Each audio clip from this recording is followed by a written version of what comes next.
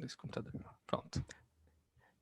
Então, eu vou falar um pouquinho de novo sobre otimização de detectores gasosos para fluorescência de raio-x de mais baixa energia. Não vai ser uma apresentação igual a que eu fiz da RD51, que aqui eu coloquei umas coisas novas, na verdade, e coisas que é, eu, inclusive, falei para a Kiara estar aqui hoje, para o Hugo, justamente que a gente tem que discutir algumas coisas. Então, tem algumas coisas que a gente está fazendo aqui que são que estão em progresso ainda, e aí acho que eu vou utilizar parte dessa reunião para expor as ideias e depois a gente conversar um pouquinho.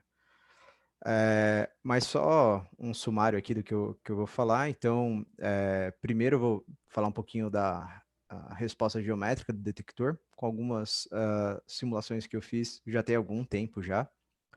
Depois eu vou falar de contaminação de fótons, mas fóton é o que eu meço, né? Mas é contaminação de fótons produzidos dentro do próprio detector. E depois aqui a parte de Ion Backflow e as simulações com a Mesh, que aí entra toda a parte experimental que a Chiara fez. Então, só para relembrar aqui um pouquinho, né, o pessoal de Cracóvia, eu coloquei bastante coisa deles aqui, porque eu acho que eles são o grupo que está trabalhando com coisas bem parecidas com o que eu venho fazendo. Então, eu inclusive conheci esse pessoal na época que eu fui na Eslovênia, eu falei bastante com o Robel, é, e com mais duas meninas, eu não lembro agora o nome, mas eu lembro que elas estavam mais na parte de análise de materiais, meio parecido com o que a Marcia Risuto faz aqui. E aí o Robel, ele faz mais a parte de instrumentação mesmo, né? Então, aqui eu coloquei dois papers que eles mostraram, que acho que são bem conhecidos, né? Esse aqui de baixo,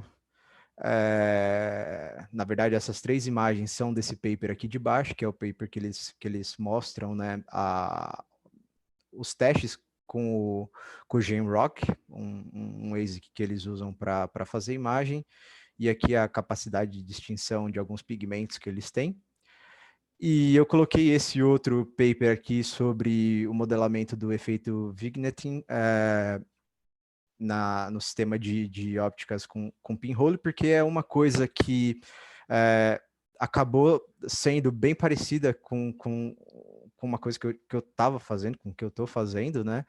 Então, esse trabalho do Robel foi o que ele apresentou na Eslovênia, então eu vi o comecinho desse trabalho com algumas contas que ele havia feito, e agora ele publicou agora esse mês, se eu não me engano, saiu, na verdade em outubro, saiu esse paper aqui sobre o efeito vignetting, que é aquela, vamos colocar assim, não uniformidade da iluminação que você tem no seu detector, de acordo com a ótica e geometria que você tem, né? Então, só falando um pouquinho mais sobre o que eles estavam fazendo e o que estão fazendo agora, né? Eles começaram a trabalhar, então, com esse primeiro trabalho de 2017 dos pigmentos, eles faziam medidas com esse Gemrock.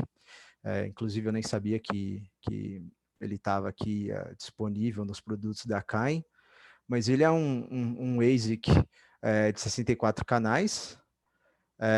Tem algumas especificações aqui que eu consegui achar, mas não tem muitos detalhes no paper em si. Isso daqui eu peguei mais do site da Cain mesmo. E agora o que eu vi é que eles estão trabalhando com esse outro ASIC, o ArtRock, e aí aqui tem algumas especificações dele, mas a maior diferença, que é justamente o que eles falam aqui no paper, né, é que eles resolveram trabalhar com taxas de contagem menor para conseguir ajustar aí o shaping time e com isso melhorar um pouquinho a performance do detector em relação a ruído, né? Então parece que eles tinham alguns probleminhas com ruído com o Jamrock e como eles não precisavam de uma taxa de contagem tão grande, eu acho que eles diminuíram um pouco isso agora nesse Art Rock. E e eles estão começando a utilizar esse novo chip lá. Então, eu achei interessante colocar essa informação aqui, justamente que dá para ver que o nosso grupo e o grupo de lá estão fazendo coisas bem parecidas, né? É, então, a gente aqui tem o Sampa e tudo mais, e talvez seja até uma coisa legal para a gente depois conversar mais com eles e ver alguma colaboração ou coisa do tipo. Mas eu acho um trabalho bem interessante, eles têm bastante pessoas trabalhando nisso lá, né? Então, só falando agora dessa parte de resposta geométrica, né? No meu trabalho, uma das coisas que a gente pretende fazer, vamos ver se a gente consegue fazer, seria uma análise aí é, qualitativa, vamos colocar assim, da presença desculpa, quantitativa da presença de elementos em amostras, né? Então, existem algumas maneiras de fazer isso, você pode usar amostras de padrão, que é uma das formas como a Márcia me falou que faz, por exemplo. Então, você vai ter uma reta de calibração ali e depois você faria a sua medida, né? O problema é que a nossa geometria em si, então trabalhar com pinhole e trabalhar com a amostra distante do detector e tudo mais, isso vai gerar, além desse efeito vignetting do pinhole em si, também o pessoal coloca como essa lei do cosseno à quarta aqui, que é justamente uma iluminação menor nas regiões de borda do detector, você ainda vai ter partes onde você vai ter atenuação justamente por diferenças de caminho, né? Então, o que eu fiz aqui nessa primeira parte do trabalho foi justamente ignorar essa parte aqui de efeito vignette e ver a resposta geométrica do detector levando somente aspectos geométricos. Então, basicamente, a gente vai ter aqui, né, aqui tem uma salada de variáveis aqui, mas no fundo é uma coisa bem tranquila. A gente vai ter, então, aí algumas coisas que a gente pode mexer, a gente pode brincar com as coordenadas onde vai estar o nosso tubo de raio-x, distâncias entre pinhole e amostra e pinhole e detector. E a gente vê aqui que como essas distâncias F aqui vão variar para várias áreas, e a gente vai ter, então, atenuação desses fótons. Primeiro desse fóton que sai do tubo de raio-x e interage aqui na amostra, e depois desse fóton de fluorescência que vai sair desse ponto aqui na amostra, atravessar tudo isso de ar, e se ou não detectado ainda aqui no nosso detector. Então, basicamente, a primeira coisa que a gente tem que fazer, e uma das mais importantes, é justamente calcular qual que vai ser, né, essa intensidade do tubo de raio-x, justamente porque o tubo de raio-x ele vai ter ali uma intensidade que varia com o ângulo de abertura que ele tem aqui. Então, de acordo com as coordenadas aqui no plano do detector, a gente consegue calcular esse ângulo φ aqui e pegar essa intensidade que sai desse ângulo φ da curva vamos colocar assim, não de calibração, mas da curva de intensidade que o fabricante dá para a gente aqui do tubo de raio-x. E depois ainda a gente vai, com essas distâncias todas e sabendo as energias de saída, fluorescência, aqui a gente vai conseguir calcular probabilidades de transmissão ou interação e ver a resposta geométrica que a gente vai ter em toda a área do detector aqui, né? Então, basicamente, a gente resolve isso aqui e depois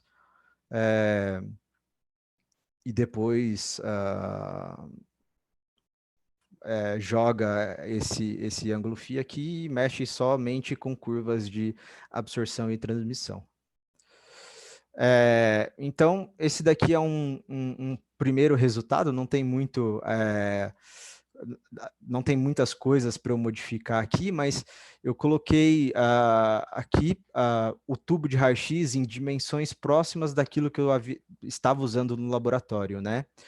Então, eu setei aqui a resposta relativa máxima que a gente tem para 1, e aí aqui a gente consegue ver a variação de detecção no detector para um fóton, para fótons monoenergéticos aqui no caso de 5 keV.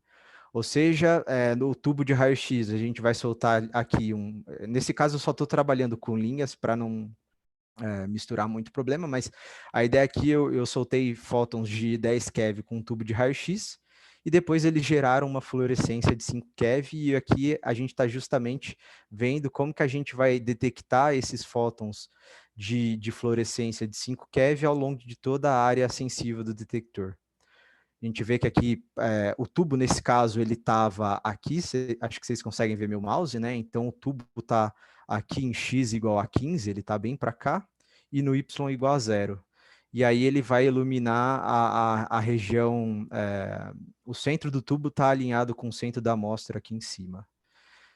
Então, dá para ver que a gente vai gerar justamente aqueles efeitos parecidos com o cone que a gente vê nas imagens que a gente faz que a gente fez, por exemplo, com o SRS, no caso no CERN, até mesmo no nosso laboratório. Então, a gente vai gerar cones, como se fossem cones de luz, de iluminação aqui. E uma das coisas que o pessoal da Polônia está fazendo justamente para mitigar esses efeitos de variação é utilizar a irradiação com 2 tubos de raio-x. Então, eles estavam, eu não lembro agora qual foi a configuração que eles usaram em relação a ângulos, mas eram 2 tubos de raio-x em posições opostas aqui, sei lá, um estava em Y negativo e um em Y positivo, coisas do tipo. Então dá para fazer a mesma coisa pensando em colocar 2 tubos de raio-x, por exemplo, para iluminar a amostra, para tentar ter uma área mais uniforme aqui. Então, a ideia dessa análise aqui é que no futuro a gente possa fazer uma correção, né, para a intensidade de picos, justamente se a gente quer fazer essa análise quantitativa da presença de elementos. Então, a gente vai ter que escolher uma região do detector aqui onde a gente vai querer ver, ou então a gente pode fazer uma correção no espectro de energia, como a gente tem sensibilidade à posição e energia, a gente faz uma correção no espectro em energia de acordo com a posição. E aí a gente pode justamente corrigir, né, e fazer os acertos aqui para uma análise quantitativa. Se vocês precisarem me interromper a qualquer momento, fiquem à vontade, tá? Agora, falando um pouquinho da contaminação por cobre, né? Então, essa contaminação por cobre, ela aparece quando a gente tem energias acima de 8,9 keV entrando no detector, né? Isso daqui é o capa de absorção do cobre. E uma vez que a gente tem a fluorescência do cobre, ele vai emitir aí um fóton de 8 keV aproximadamente. E esses fótons emitidos não tem muito que a gente fazer, né? Eles vão estar sempre presentes ali se a gente tiver cobre dentro do detector. E aí as regiões onde a gente tem cobre vão ser justamente as regiões dos revestimentos ali do gem, né? Que a gente tem, ou então o cobre mesmo do readout. Então um fóton de, sei lá, 10 keV pode atravessar todas as folhas gem, interagir no readout e sair para a direção da zona de deriva, interagir ali na zona de deriva e gerar uma contaminação que a gente vai acabar detectando depois. Então, aqui, só para dar um exemplo para vocês, isso daqui é uma iluminação de um amarelo específico, que é um amarelo de crômio. Eu peço desculpa, eu esqueci de colocar a fórmula química dele aqui, mas basicamente é um óxido de chumbo com cromo, né? Eu peço desculpa mesmo, eu esqueci de colocar a fórmula química completa, mas a ideia é que a gente iria ver aqui, basicamente, só esses dois picos, né? Se a gente pegar aqui o espectro da Natasha, né? A Natasha fez essa medida aqui de fluorescência utilizando um detector de estado sólido. Então, a gente vê que as linhas que a gente esperaria ver são as linhas de chumbo aqui e essas duas linhas de cromo, né? Que eu acho que no nosso detector elas vão estar juntas nesse mesmo pico aqui. Então, a gente não, olhando aqui para a amostra dela, a gente não esperava ver nenhum pico entre esses dois picos, tanto de chumbo quanto de cromo. E aqui a gente vê claramente um pico bem grande de intensidade. Aqui eu coloquei até o zinco, porque na hora de fazer a seleção desse amarelo, eu poderia talvez ter pego uma. Eu não sei, não, na verdade eu acho que a gente estava grudando isso aqui no substrato de zinco, agora eu não lembro direito, mas é só por isso que esse cara está aqui. Mas a gente vê que a linha de cobre bate exatamente aqui com esse pico que a gente tem. Né? Então, a gente vê que a contaminação ela é bem relevante, ela gera um pico bem grande aqui. Uma outra coisa que o pessoal a de Cracóvia também fez foi estudar essa contaminação, né? Então, uma das coisas que eles estão trabalhando e estão fazendo lá é justamente estudar essa contaminação proveniente do cobre, e uma das alternativas que eles fizeram é remover totalmente a camada de cobre do topo dos gêmeos ali, né? Não só do topo, mas enfim, de todos os gêmeos, de todas as partes. E o que eles fazem? Eles removem toda esse revestimento de cobre e eles trabalham pura e simplesmente com o adesivo de crômio que eles têm lá. Então, nesse paper aqui, eles mostram esse adesivo de crômio de duas espessuras diferentes. Se eu não me engano, é 50 e 100 nanômetros, né? Mas, assim, não está muito claro como eles fazem para remover essa cobertura. Me parece, pelo que eu li, eles fazem algumas ranhuras no cobre, ele me parece que é uma remoção totalmente mecânica, mas eu posso, de novo, estar enganado.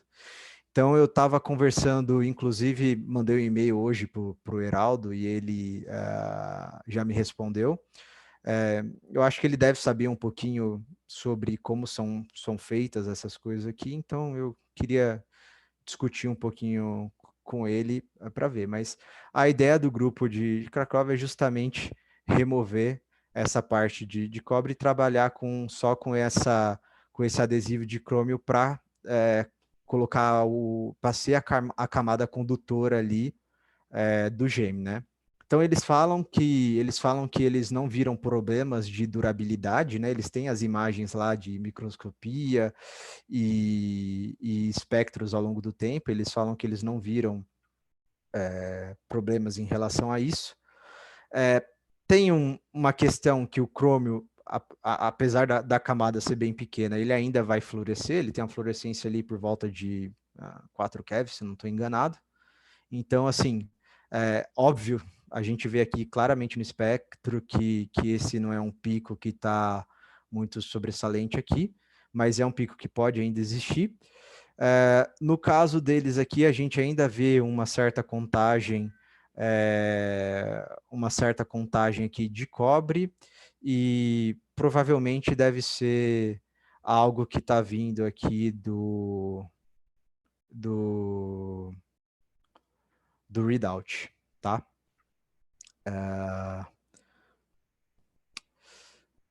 Então tá bom. Então, uma das ideias que a gente teve é justamente avaliar essa contaminação, né? Então, uma das coisas que eu fiz foi uma simulação em Monte Carlo, trabalhando justamente com curvas de atenuação e transmissão, para ver a contribuição desses fótons de contaminação dentro do detector. Então, a gente pode escrever basicamente a probabilidade de um fóton proveniente de contaminação ser detectado na zona de deriva utilizando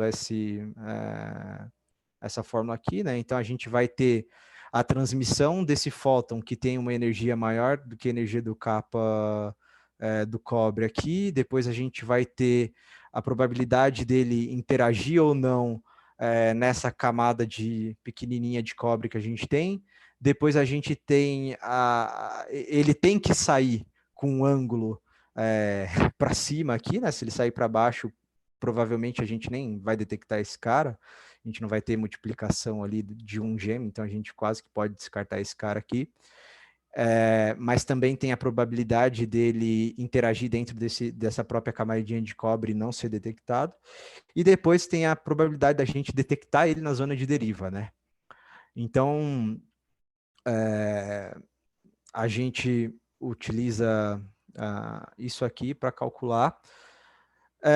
E aí a ideia da simulação é que a gente vai fazer aqui faz um scan em K aqui, né, para diferentes alturas. Para cada uma dessas alturas, a gente solta 1000 fótons ali dentro do detector. Aqui só falando alguns detalhes da simulação, né? Então a gente fez um step aqui de 50 nanômetros em K e foi calculando essas probabilidades. E aí depois a gente tirou um valor médio para cada uma das energias, né? E aí para cada ponto desses scans de K, a gente soltou 1000 fótons aqui em diferentes direções aqui, né? Então foi algo uniforme. Então, aqui o primeiro gráfico que a gente pode ver é justamente a probabilidade de detectar uma contaminação, né, em porcentagem. Aí aqui a gente tem tanto a contribuição calculada individualmente só para a primeira camada de cobre em cima e para a segunda e para a camada do bottom, né? Para quando a gente está calculando essa camada do bottom, ou mais para frente eu vou mostrar para vocês o readout, a gente tem que lembrar que a gente vai ter também que acrescentar aqui as transmissões em Kapton e as transmissões em gás que estão preenchendo esses volumes intermediários aí. E, claro, das outras camadas de cobre e que vão fazer uma atenuação. Então, aqui a gente pode ver duas curvas diferentes, né? As curvas contínuas são para a camada de cobre de cima e as curvas tracejadas para a camada de cobre de baixo de um gene. E aqui na esquerda a gente vê, então, a probabilidade de contaminação. Essa probabilidade, ela é justamente essa probabilidade conjunta desse fóton não interagir na deriva, interagir no cobre, sair do cobre, interagir na zona de deriva ali, de novo, né? O fóton de fluorescência interagir na zona de deriva. E aqui na direita, a gente vê qual que é a probabilidade de detectar uma contaminação dividido pela probabilidade da gente detectar esse fóton primário, ou seja, detectar o fóton que vai gerar essa contaminação. Então a gente vê que isso aqui sempre aumenta, ou seja, se a gente jogar simplesmente fótons mais energéticos, tentando ver elementos, ver linhas mais altas aqui, a gente pode saber que a gente vai estar gerando uma quantidade bem maior de fótons de contaminação, né? Então, o ideal seria, a gente tem aqui um chute inicial de que tem a presença de determinado elemento nessa amostra, então o ideal seria, se fosse possível, cortar a tensão do tubo de raio-x para um valor limite aqui, justamente para não jogar fótons desnecessários que vão contribuir para essa contaminação do cobre. Aqui a mesma coisa, só que agora a gente está vendo a contribuição calculada apenas do readout. Então, isso daqui é pensando no readout também de 5 microns de espessura de cobre, qual que é a probabilidade de um fóton atravessar o detector inteiro, interagir no readout, ir para cima e interagir na zona de deriva, né? Então, aqui eu coloquei gems diferentes. Então, seria um gem desculpa, uma stack, né, de 3 gems, ou de cobre ou de alumínio. Aí tem aqui algumas características, né, como o comprimento das zonas de transferência, o comprimento das zonas de indução, mas a ideia é ver que, apesar, né, apesar da gente ter aqui uma contribuição grande para o, vamos colocar assim, maior, né, para esses 8 kevs, aqui utilizando alumínio, depois essas curvas de contaminação ponderadas aqui, elas acabam tendo valores parecidos e tudo mais, e a gente vê que é possível fazer aí um bloqueio relativamente bom com gems de alumínio, e que não vão gerar, esses gems não vão gerar contaminação, né? Então, o alumínio ele vai ter uma fluorescência ali em 1.4 keV, provavelmente esse pico a gente não vai nem conseguir ver, eu acho que o corte da eletrônica tá acima disso, mas aqui a gente consegue ver qual que vão ser as probabilidades de contaminação e ver que elas não vão ser tão grandes assim. Então, uma saída que a gente está pensando é justamente testar gems com cobertura de alumínio, e aí isso é um dos assuntos, inclusive, que eu tô para conversar com o Heraldo, né? Tá, acho que é isso por enquanto. Então, falando agora um pouquinho sobre o Ion Backflow e as simulações da Mesh, então isso aqui são resultados preliminares. Então, a ideia aqui é dar continuidade a um trabalho bem legal que a Chiara fez, que foi a avaliação do Ion Backflow quando a gente utiliza uma grade para bloquear a passagem parcial ali de íons, né? Então, a ideia dela é colocar uma malha aqui entre 2 gems, justamente para a ideia inicial era para dividir essa zona aqui de transferência em duas. E aí, uma das ideias é justamente você trabalhar com campos bem altos aqui na zona de transferência 1 para você ter uma alta eficiência de extração e trabalhar com campos mais baixos aqui na transferência 2 para você conseguir coletar novamente todos esses elétrons aqui, né? Para campos muito altos, a gente vai perder uma quantidade relativamente grande de elétrons aqui na, nessa zona de transferência, se a gente não utilizar essa divisão. Então, a ideia é justamente colocar uma mesh, também tiveram uma ideia de colocar um gen SP aqui, justamente para ter certeza que essa eficiência de recolha vai ser a maior possível, né? E aí a ideia dessa grade é trabalhar com ela com um potencial, um potencial constante ao longo do tempo, né? Não é fazer um potencial triggerado, liga, desliga, como era o caso, por exemplo, da TPC do Alice. Seria colocar um potencial constante aqui e trabalhar com esse detector inteiro. Tem alguns grupos que estão fazendo trabalhos bem interessantes.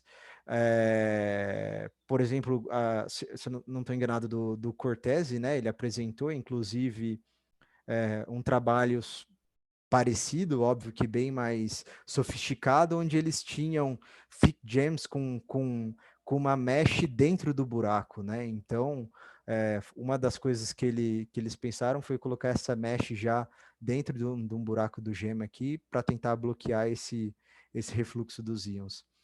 Então, a nossa ideia é um pouquinho mais simples, é colocar uma grade aqui e ver o comportamento desse detector como um todo. Então, novamente falando, né, dividir essa zona de deriva aqui, utilizar campos mais altos aqui, campos mais baixos aqui e colocar um GMSP para ter uma eficiência de recolha próxima a 1. Né? Aí, só um parênteses explicando como foi feita a parte de simulação, que é a parte onde eu estou trabalhando, né? Uh, a ideia da nossa... a ideia que a gente tá tendo de fazer a simulação é uma simulação modular, né? Modular em que sentido?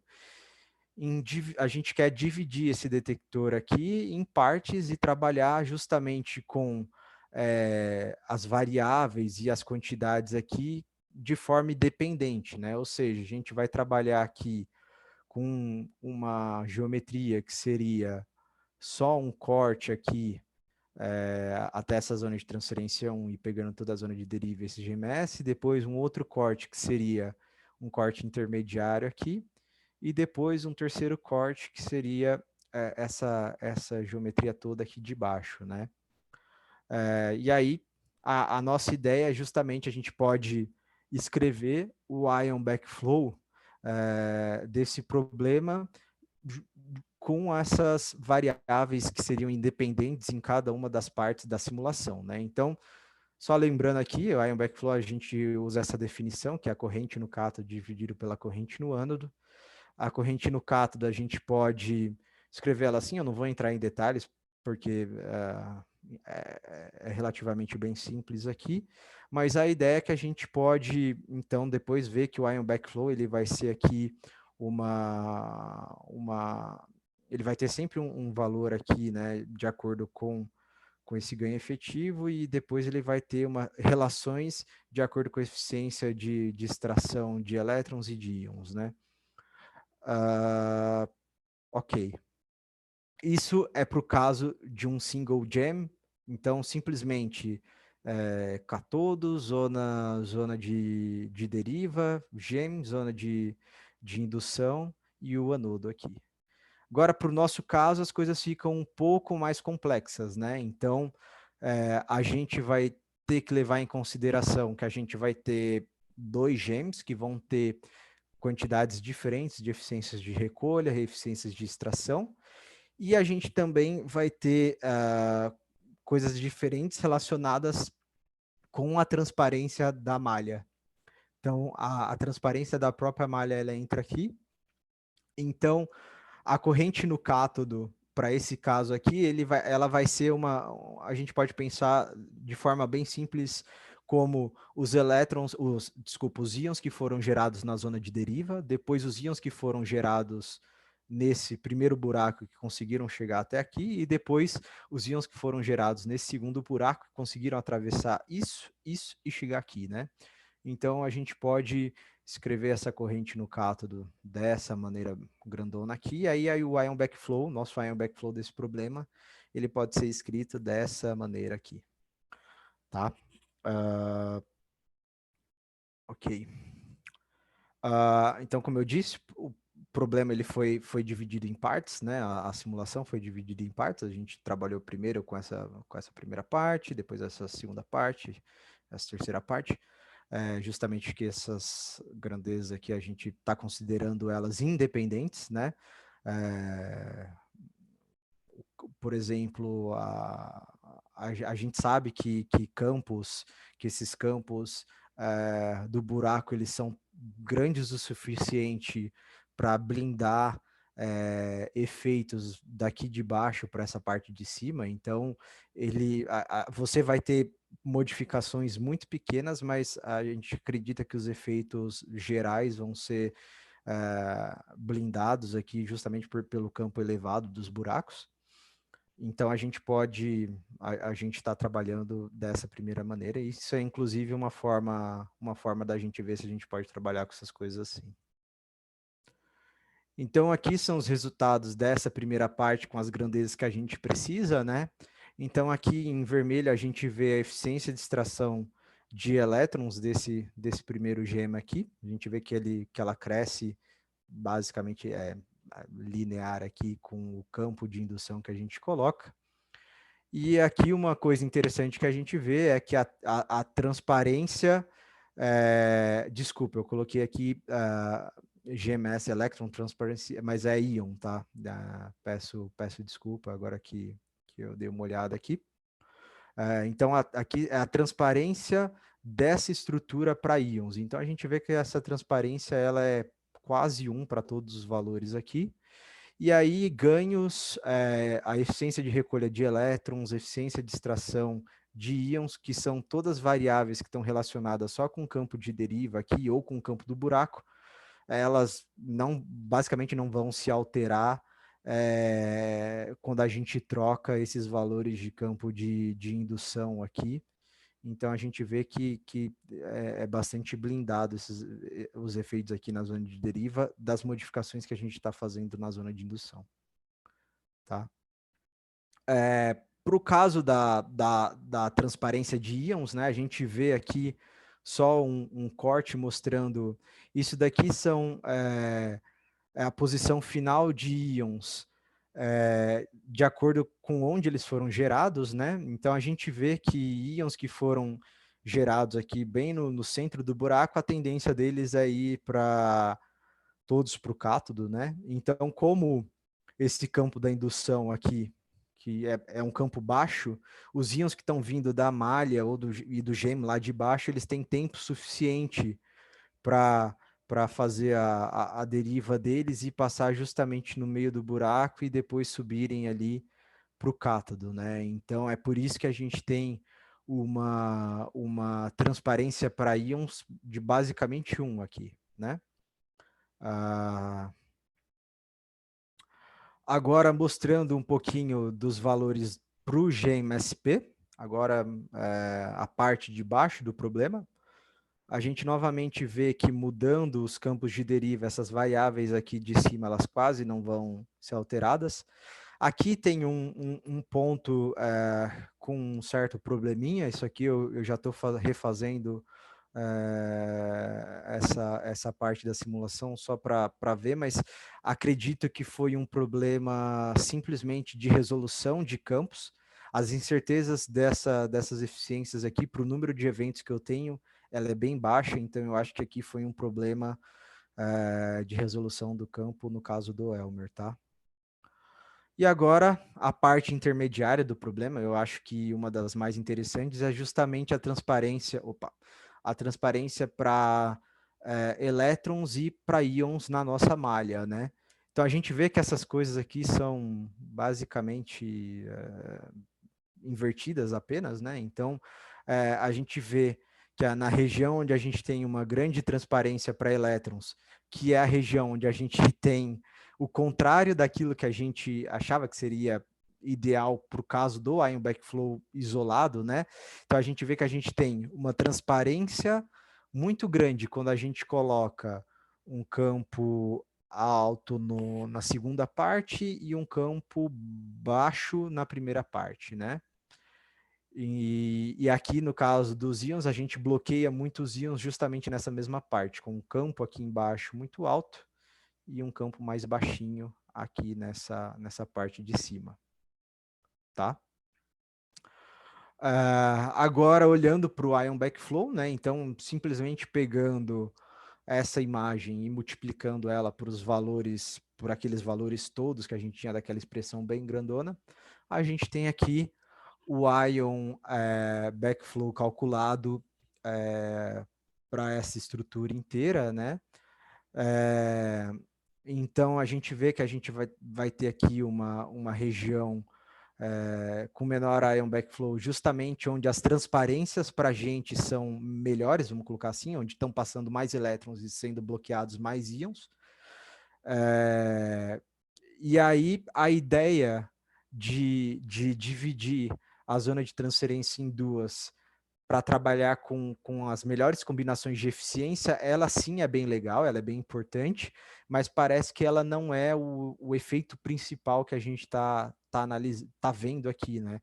Parece que esse efeito de bloqueio de elétrons e íons, ele vai ter uma componente bem mais importante em si do que trabalhar com essas mudanças de eficiências de recolha e extração. Então é um resultado que eu achei bem interessante, e aí, se a gente comparar eles com os resultados experimentais da Chiara, né?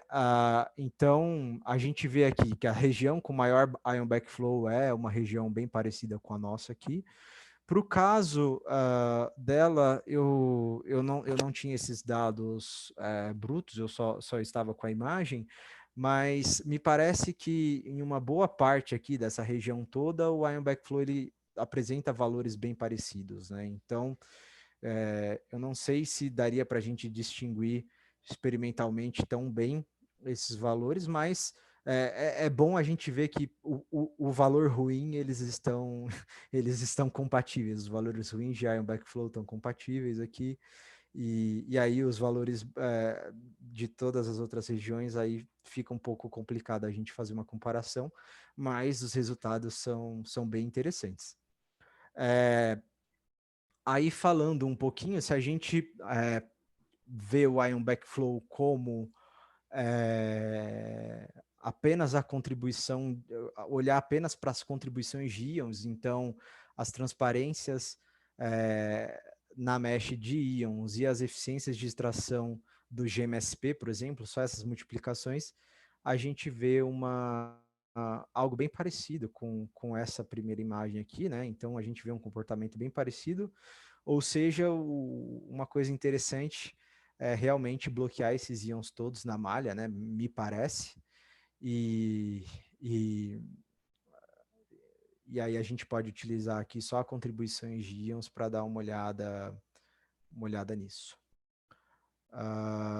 Agora, olhando aqui um resultado bem legal, aqui são aqui a gente está vendo a resolução em energia. Aqui eu acho que é calculado para fonte de ferro, posso estar enganado, mas a gente está vendo a resolução em energia de acordo com as tensões aqui na mesh, e a gente pode ver que a resolução em energia ela é totalmente compatível com a transparência de elétrons na malha, né? Então é meio óbvio, a gente não quer perder informação desses elétrons primários ou os elétrons desse primeiro gene, justamente que eles vão ter uma contribuição bem grande para o caso da resolução em energia. Então, aqui só para lembrar, né, boa resolução em energia a gente está procurando valores baixos aqui, né? Então, a gente pode ver uma certa compatibilidade entre as transparências da mesh e o valor de resolução calculado experimentalmente aqui. E aí, como que eu pretendo fazer essa simulação aqui para ver justamente a compatibilidade também em resolução e energia? Então, isso daqui é um work in progress que eu tenho, que é utilizar aquela simulação em Monte Carlo mais antiga que eu tinha feito, né? Então, a ideia é pegar aqui espectros iniciais produzidos pelo HIT, depois pegar aqui os valores do número de elétrons produzidos pelo Garfield, né?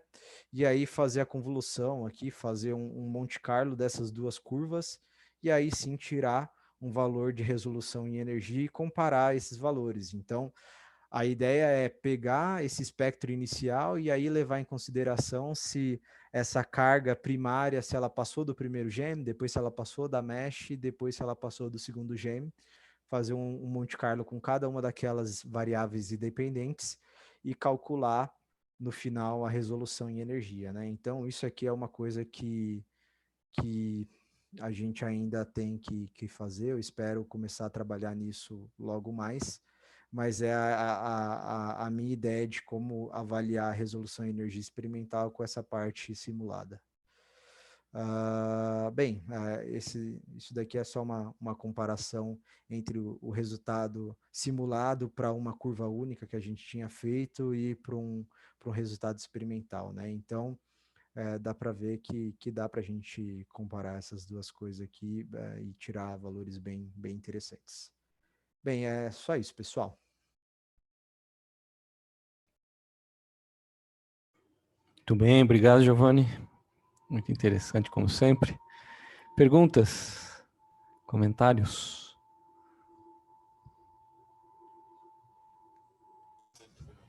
Giovanni, Oi. eu tenho uma pergunta a respeito daquela sua curva de calibração do efeito Vignette. Você podia ir lá, por favor? Uhum. Essa aqui, né? Isso. Aí, nesse caso, você colocou que a energia do tubo era de 10 kevs e a de fluorescência de 5. São Isso. valores arbitrários ou você pensa... Quer dizer, o do primeiro tudo bem. Mas, são valores totalmente arbitrários, assim. O certo seria eu pegar a curva de emissão do tubo mesmo, né? E aí eu vou ter que pensar um pouquinho, assim, como fazer. Mas aqui são simplesmente valores arbitrários só para mostrar uma linha, né? não, tudo bem. Para um tubo de raio-x ele vai ter lá as linhas de emissão e o fundo, mas as linhas vão ser mais intensas mesmo. Acho que é uma boa aproximação. A única questão é que nessa faixa de energia, eu acho que seriam vários picos, mas aí tudo bem. Aí a minha pergunta é a seguinte, você simula esses 10 keV saindo da fonte, batendo na amostra, e aí acontece o quê? Ah, tá. Aí, basicamente, como eu disse, não fiz nenhuma avaliação de acordo com o efeito Vignette nesse meu cálculo. Então, basicamente, o que eu estou fazendo aqui eu estou mapeando um ponto na amostra num ponto do detector. Aí eu tô pegando essas distâncias percorridas e calculando uma probabilidade de interação mapeada, né? Então, o pinhole ele vai inverter esse cara nos dois eixos aqui. Então, é só isso assim que eu tô fazendo mesmo. Eu preciso parar um pouquinho para estudar justamente as contribuições desse buraquinho aqui, que é o que o Robel já fez, né? Que a gente vai ter, além desse efeito simplesmente de atenuação, é isso que eu acho que a gente está vendo aqui, esse efeito de atenuação por diferentes caminhos e também por diferentes distâncias que esse fóton vai percorrer na zona de deriva aqui, né? Se ele entrar um pouquinho mais inclinado, um pouquinho mais perpendicular ao plano detector.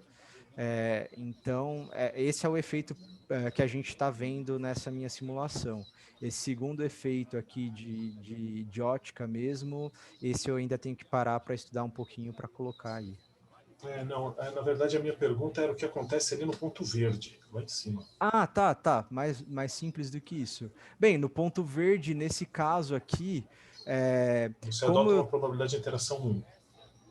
Então, é isso. Eu adoto uma probabilidade de interação 1. Então, esse cara vai, nesse caso aqui, vai produzir um fóton. E como eu estou utilizando um p-hole perfeito, ele vai entrar aqui e vai sair aqui. Tipo, eu não tô olhando, por exemplo, vamos supor, se esse fóton ele saiu nessa direção aqui, ou eu não fiz um Monte Carlo ou alguma coisa do tipo. Eu simplesmente falei, esse cara que interagiu aqui, ele foi mapeado nesse outro ponto aqui. Bem direto, assim. Que é mais ou menos o que a gente tem no pinhole, né? Mais ou Entendi. menos. É um mapeamento direto mesmo. Mas, por exemplo, nesse outro caso que eu mostrei para vocês aqui também, a consideração que eu faço é que o fóton que ele interagiu dentro de um ponto aqui, se ele interagiu, ele gerou um fóton de fluorescência. Não estou colocando probabilidade de, sei lá, ele gerar um Auger, ou se ele interagiu por algum outro mecanismo, sei lá, efeito Compton, qualquer coisa do tipo. É sempre uma probabilidade 1 dele emitir um fóton de fluorescência. Então, assim, seria worst case scenario, eu acho, né? Se a gente desconsiderar, eu não sei, eu não olhei as probabilidades de interação desses outros efeitos, mas eles existem, né? Então, assim, para esse caso e para esse aqui, simplesmente se o fóton ele bateu aqui, ele interagiu e tudo bem. Naquele outro caso, tem um Monte Carlo só para o Monte Carlo direcional ali, vamos colocar assim, né? Mas é isso. Porque no primeiro caso, por exemplo, se você coloca a probabilidade de interação, é como se você pudesse ter uma matriz de correção, né, dos seus dados. É uma coisa que é pior do que substituir o cobre, mas é uma forma de corrigir, compensar o cobre. Se você colocar realmente as probabilidades de interação lá, né? Nesse caso aqui? Não Isso. sei. Tá. Se eu colocar ok, Porque entendi. para cada energia você vai ter qual seria a contaminação de cobre real, porque aí o que falta para ser a contaminação de cobre real é a probabilidade de emissão, né, o rendimento fluorescente naquele vértice ali. E isso não é uma Isso. conta difícil de fazer, quer dizer, eu tenho as bases de dados em algum lugar, a Se probabilidade você... de ionização por fóton. Legal, se você pudesse depois me mandar e a gente conversar um pouquinho sobre, só para eu entender mais ou menos, seria ótimo, que aí eu posso colocar essa contribuição aqui. Acho que aqui a ideia, a minha ideia principal é mostrar que ah, o cobre, tanto da parte de cima quanto da parte de baixo, vai produzir uma quantidade de bem grande de contaminação, né? E até o próprio readout, ele vai produzir uma contaminação. Então, assim, se a gente conseguir trocar para alumínio, eu acho que é perfeito. E aí depois o ideal seria talvez utilizar, que nem você falou, uma matriz de correção aí aí acho que seria o melhor caso possível, né? Então, mas aí então eu fiquei na dúvida do que significa essa probabilidade aí. Porque se você não Tá. coloca a probabilidade de interação do fóton com o cobre, isso é probabilidade do quê? Não, então, desculpa, a probabilidade de interação com o cobre, ela tá aqui de acordo com o comprimento de atenuação, né? Ah, Mas, entendi. tá, mas aí, aqui, se eu não me engano, eu tenho que olhar, assim, na database que eu peguei, a probabilidade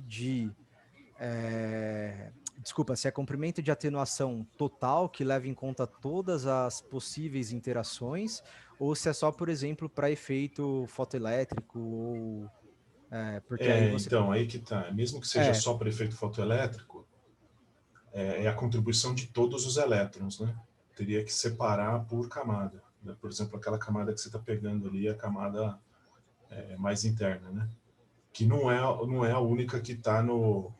Se você pegar, por exemplo, o coeficiente de atenuação, pegar só o de efeito fotoelétrico, é de todas as camadas juntas. Mas você sim. está olhando só o fóton K-alfa e K-beta, ou só o K-alfa, né? Então tinha que pegar a probabilidade de ionização dessa camada, multiplicar pelo rendimento fluorescente dessa camada. Daí Deixa eu ver talvez se esse número aí mude, né? Essa escala aí. Tá, deixa eu ver se eu entendi. Não, mas só uma dúvida. No caso aqui, a gente está olhando simplesmente a fluorescência da K, que é aquela que a gente vai ver mesmo. Eu não sei se das outras camadas se a gente veria. Não vai ver. Por isso que eu estou É. falando. Você está levando em consideração a probabilidade deles ocorrerem como se fossem K aí nessa conta. Tá, entendi o que você quis dizer. Tá. Aham. Então ela vai ser menor do que isso aí que você calculou, por causa disso. E a probabilidade de ionização da camada K, não, desse jeito que você pegou aí, está levando em consideração qualquer ionização, Qualquer quando na verdade ionização. não é. Legal. E Tá. dentro dessa ionização, é como você falou, tem a OG, tem as radiationless, né? E aí você tem que descontar também. Aham. Legal. Depois, se você tiver a database para a gente dar uma olhada e discutir juntos, eu acho que seria bem Eu legal. tenho para fóton, mas assim, eu tenho muito melhor para próton e alfa, muito mais fina e tal, que eu peguei do Giante, mas eu tenho a de fóton e ela é meio... Quer dizer, eu não tenho certeza se ela vai funcionar, a gente pode ver, mas acho que para essa Tá, energia vai funcionar de boa. legal, bem legal. Bem, mais alguma pergunta, pessoal? Kiara, não sei, a Kiara tá aí ainda. Kiara. Eu tô, Giovanni. Tudo bem? Bem, depois a gente conversa um pouquinho, mas tá indo, Tá, Kiara. tá indo, eu vi Tá indo. o... Deixa eu olhar de novo aquela sua imagem aquela colorida. Talvez essa, Isso. não sei. Não, volta aí. Essa? Isso. Ah, Qual que é a diferença? Eu não entendi direito. O que você fez dessa para a próxima que você colocou? Dessa para essa? Isso. Ah, tá. Essas aqui são só as transparências, né? Esses são só esses T's aqui, né? O T mais e o T menos. Ah, tá, da Então, própria grade, né? da própria grade, é. Aí o que eu faço depois é pegar essas transparências e multiplicar por cada um dos correspondentes aqui. E aí a gente tem essa outra imagem aqui. Tá. Então, essa imagem que a gente esperava que fosse ser parecido com as medidas, né? É, a priori sim. Uhum. Ah, mas é. Ah, tá Não, parecido, né? Só é, pelo tá meio refletido. a gente Mas fecha o olho assim. Não, brincadeira, mas ó, tá. Não, mas se a gente olhar, né, aqui o 200 volts aqui é correspondente, o correspondente dele tá aqui, né, tá nessa área. Então, a parte vermelha casa certinho aqui e vai descendo nessa direção aqui, né? Então, que seria essa direção. Então tá sim. relativamente parecido nessa parte aqui. E aí aqui É, é aquilo que eu falei, você tem valores, ao que me parece, olhando bem parecidos assim. Aí eu não sei se sim. daria para distinguir ou não.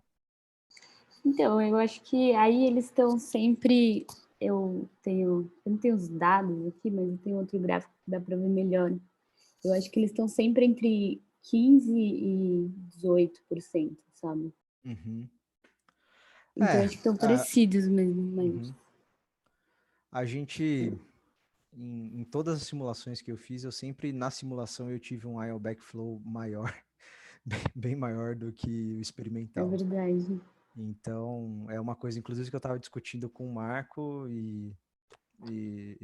sei lá, fica em aberto aí por enquanto. Mas eu sempre tive valores. Você também, né? Você também fez simulações e viu isso. Ah, até com o single jam, você diz? Com Sim, outras. sim, também. Ah, então tá. Bem, mas é isso. E aí depois Sim. eu só vou ter que confirmar com você essas. Depois que eu falei, eu não sei se você fez isso com. Ponte de ferro. Não foi fonte de ferro, né? Não, legal. Foi, Então depois foi. a gente conversa melhor. Mas é Tá isso. bom. Acho que o trabalho tá indo. Beleza. Tá bom. Tá show. Bem, Muito bem. Mais algum comentário, pergunta para Giovanni?